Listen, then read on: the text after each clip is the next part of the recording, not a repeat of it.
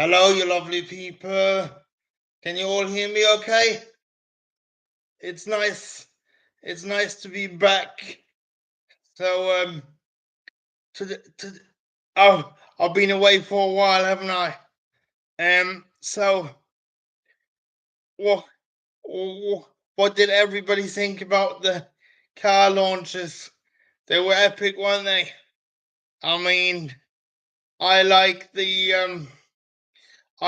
the Haas and the Aston Martin one the best.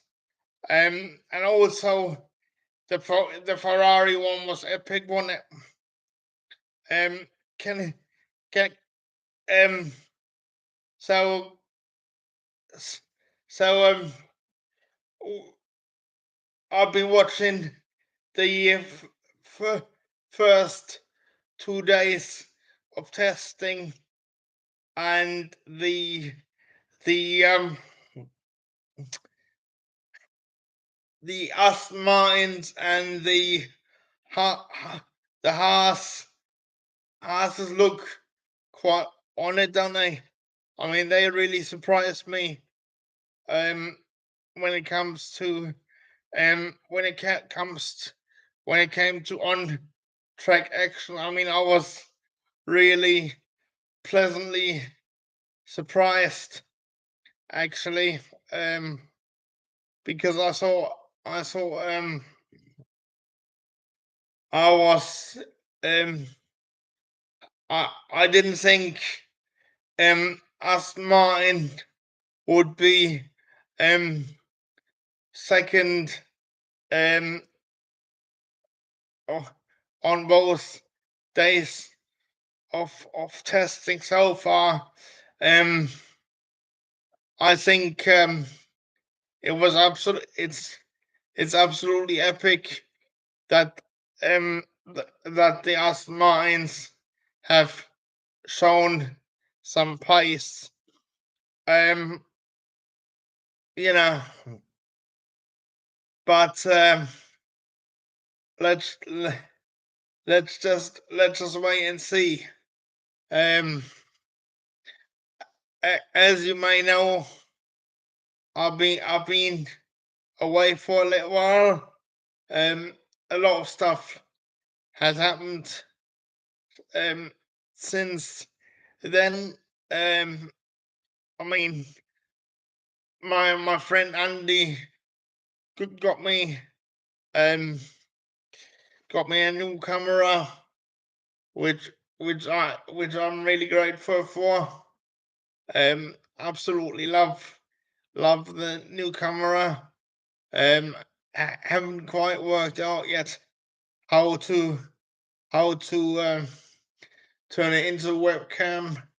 Hence the reason why I still use my laptop camera to do this live stream with. But you know, and then I unfortunately had some trouble with the care company. I'm in the middle of wanting to change, but wanting to change care companies. But unfortunately, um, Staffordshire social services don't make it too easy. Hence the and I've been struggling with that really, but I'm glad that Formula One is started again because I really do enjoy making these videos. I've also made some changes to my thumbnails. I've been playing around with thumbnails, and as I said, I've been playing around with the settings of my new camera.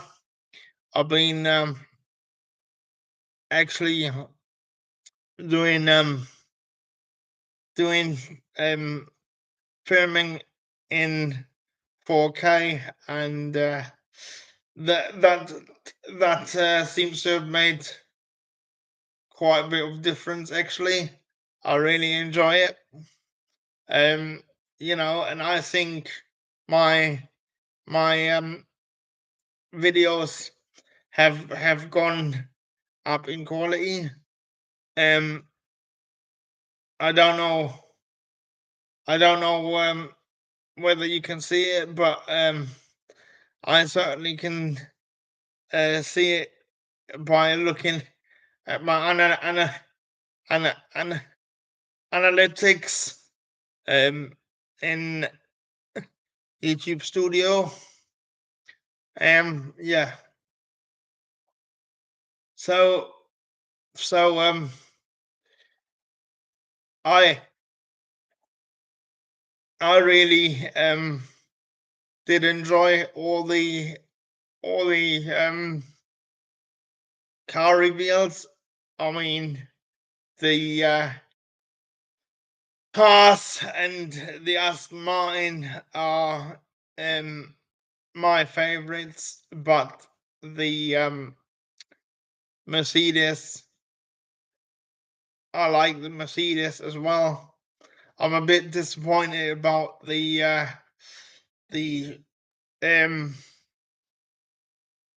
Alpine, because I think they could have done a lot better with the Alpine one, because I think it was just a bit of just the the I think the main livery they could have done a lot better with, but the special livery, the pink, I really like the pink one.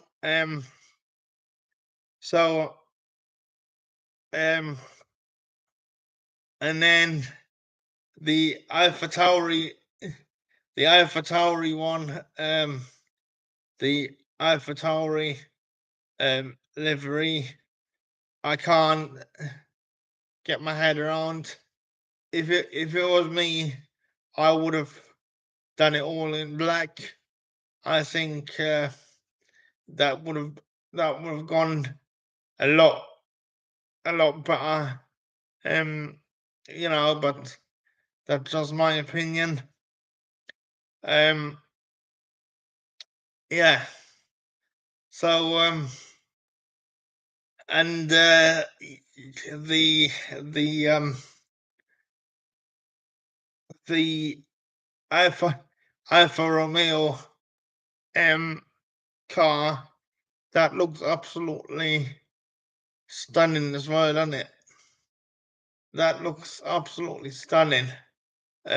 Although I do agree with a lot of people that are saying that it could be hard to distinguish between the Ferrari and the Alfa Romeo. But I really like it. You know, I personally think that Tomo F1 does a lot better with his redesigns than the actual Formula One teams do with their designs. Do you tend to agree? I think he should get employed by them, but that's just my opinion. I really like his redesigns. Um, you know, big shout out goes out to him, actually, because you know I really do like his redesigns. Um, but as I said, I'm really positively surprised that how quick Aston Martin tend have been the last couple of days. You know that the Fernando Alonso finished second uh, yesterday and today, I don't believe, isn't it? So yeah. So I think that was absolutely epic.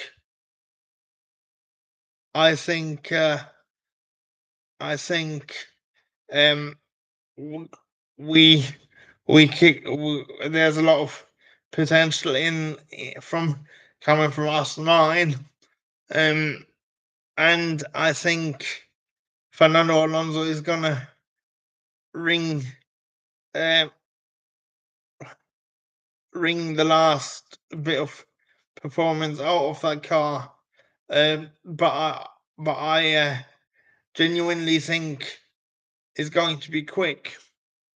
Um, you know, what do you guys think? Let me know in the chat. Do you think the Aston Martin AMR 23 is going to be quick? I certainly think so. And I actually think that Fernando Alonso's choice to go to Aston Martin will actually turn out to be a master stroke. And I'm not just saying that because I've I've got a lot of friends at Aston Martin. I genuinely believe that they they do actually have got the potential. If you want to check out what I've predicted, then do do check out my latest video where I've been where I where I've been talking about my two crazy predictions. Um, you know, I but I'm really looking forward to the um 2023 season. Um, and I can't wait till next weekend till we start in Bahrain for the first um race. Um, another another driver that I'm really keeping a close eye on will be Nick Eichenberg. Everyone knows, or everyone at least should know that I'm a massive Nick Eichenberg fan. I make no secret about that fact. I think he will do well for Haas. I think so. I mean, Haas seem to have quite a performance late late. When you think judging on the where they finished yesterday and today, I think him and K Mac, Nick Eichenberg and K Mac actually did all right. Um, I I personally think that Nico Eichenberg did a little bit better than K Mac, although one can't really take anything from testing times. But I think both Haas and Aston Martin will spring up a few surprises. You know, um, during the season. I do genuinely worry about McLaren though.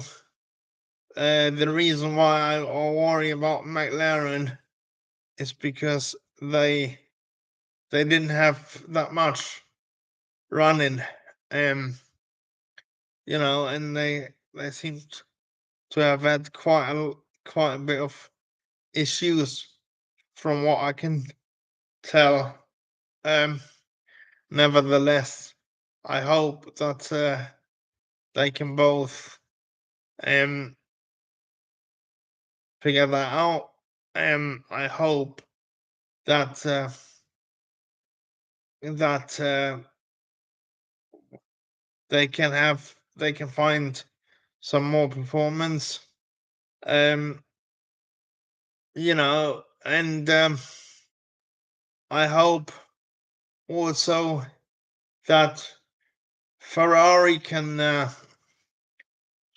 get their strategy problems under control, because I think they've got a fast car, and I think they can.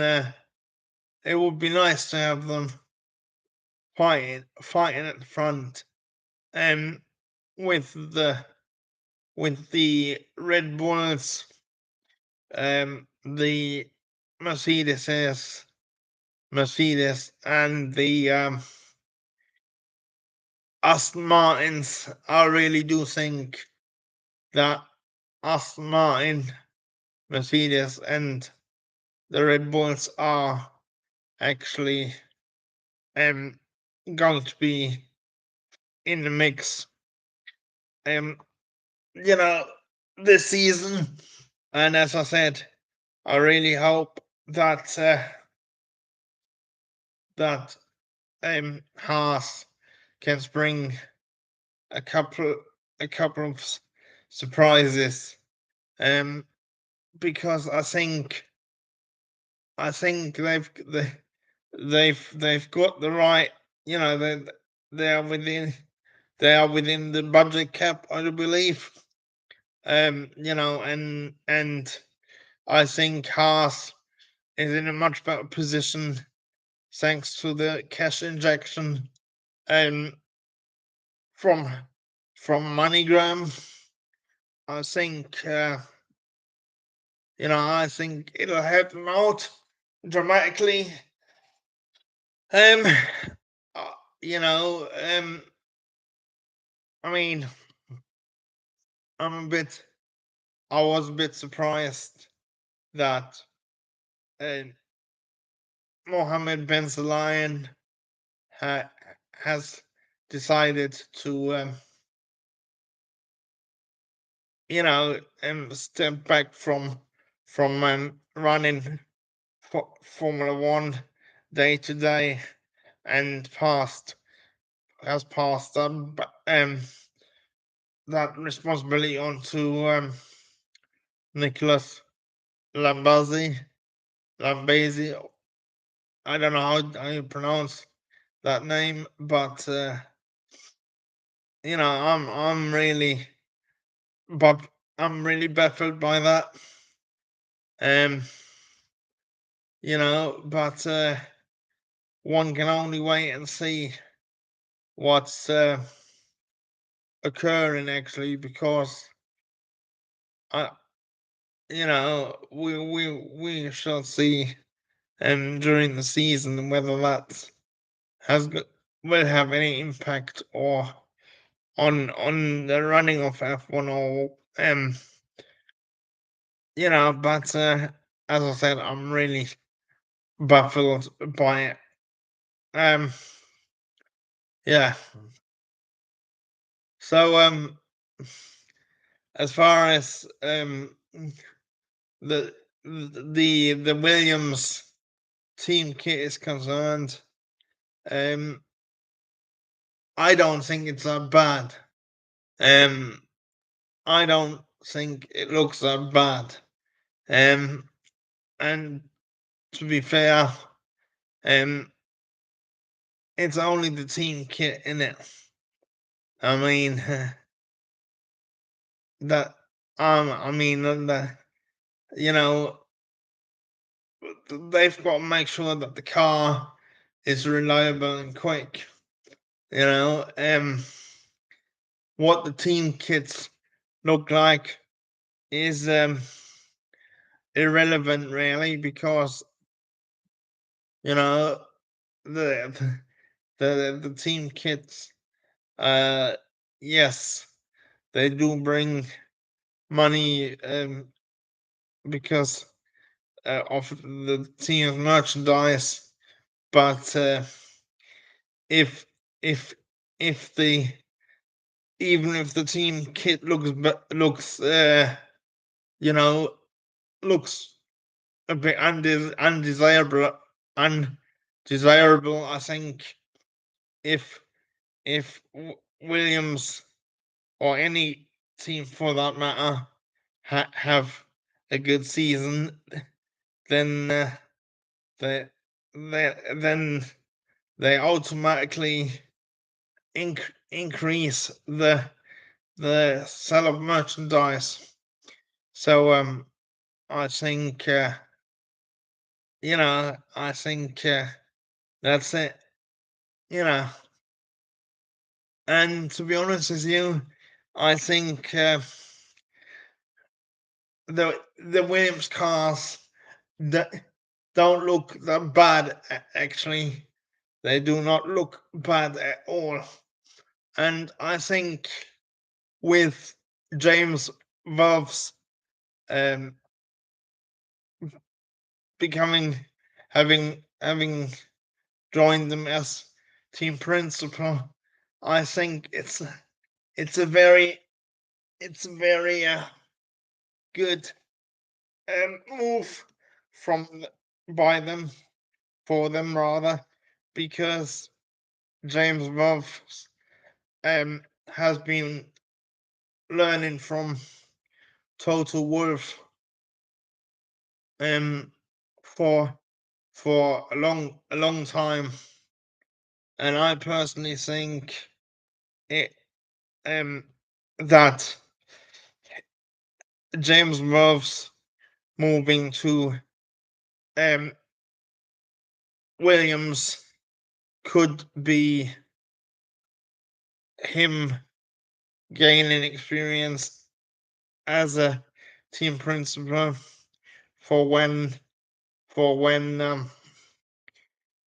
Total Wolf decides to jack it in.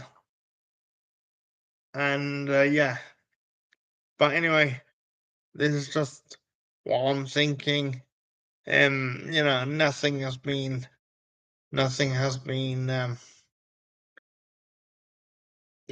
I think Total Wolf is going to stay in Formula One for a long while yet. Because as far as I know, he's not only the team principal. I think he's a shareholder as well. So I think he's gonna stay with Mercedes for a long while yet. Although uh, I do find it very strange. Well, not strange, but I do find it quite interesting that Jerome D'Ambrosio um is is at Mercedes as a guest um at pre-season test. So I wonder what what that is all about. Um, and yeah, so and as far as Mick Schumacher is concerned, I think um him being a test driver um for Mercedes for this year isn't actually such a bad thing, because I think he can learn how a big team like Mercedes operates, um, and I think it'll do him good actually. I think it'll he will learn a lot from them. I actually think it's going to do him good in the long run. I think there's nothing wrong with being a test driver for um up to 3 years. I think because look at what happened to Nico Hülkenberg. He was a test driver from 2020 to to to 2023. So out he was out of active Formula One racing, apart from a few few super subs, few super sub appearances for Racing Point and Aston Martin due to COVID, due to the the regular drivers having COVID, and he was out for he was out for 3 years. So I think and now he's back with Haas. So I think it's not gonna harm Mick's career. Having a year out of sport, out of Formula One. If Nico Hülkenberg can come back at the age of 35, and then I think Mick Schumacher hasn't got any worries about having a year out and coming back at the age of what is he going to be, 25 in 2024. So you know so I'm not too concerned. And I'm also not too concerned about the age that Nick de Vries has made his Formula One debut as a regular driver. Yes, 28 is a bit old in terms of Formula One drivers making their debut, but that isn't necessarily a bad thing. I mean, he has won the Formula E championship, and he has also won a couple of other championships, which I can't remember, which I can't name at the minute. But I think he's going to do well. I am a bit surprised that that Mercedes have let him go to AlphaTauri, because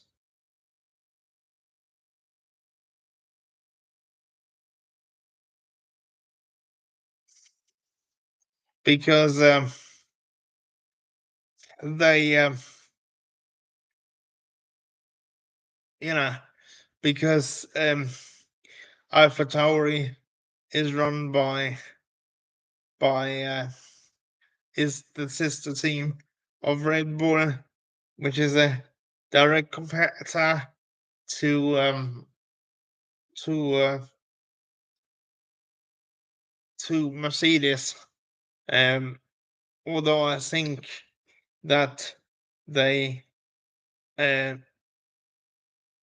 Mercedes didn't really have a lot of choice because they um you know because um I think they th- they had to let the freeze go, um because otherwise I think the freeze wouldn't have ended up in Formula One at all. Um, and that would have been a absolute travesty as far as I'm concerned, because the guy um in Monza won it. He scored 2 points on debut with Williams. So and I think he deserves the drive. Um, I think the one driver who is going to be under pressure is going to be Yuki Tsunoda. The reason why I think so is because if Yuki Tsunoda gets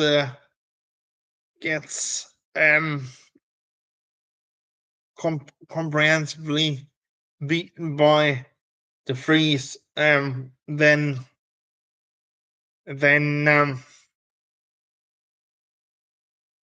Yuki's time at AlphaTauri might be over. Um, Although one never knows, because there's a there are rumors going on that McLaren might be linking up with Honda again. Um, Again, I've made a video about that. If you haven't watched that one already, then feel free to watch that one. But I say, I don't think it's it's such a good idea. eh, It's such a good idea if McLaren and Honda um, will partner up for the third time, because I think it didn't work. It didn't work well when they um, reunited in the first in the first time. So I think it, I can't see it working out in the this time round, if indeed um that the it materializes. But I think that's a long way off. Um, I think that's a long way off.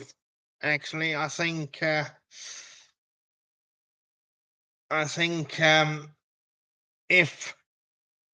if Honda does stay in Formula One, then Yuki Tsunoda might have a chance in staying in Formula One also, because of Honda. But um, other than that, I don't think um he will be in be in in Formula One much long beyond this season if he gets beaten by the Freeze. Yeah.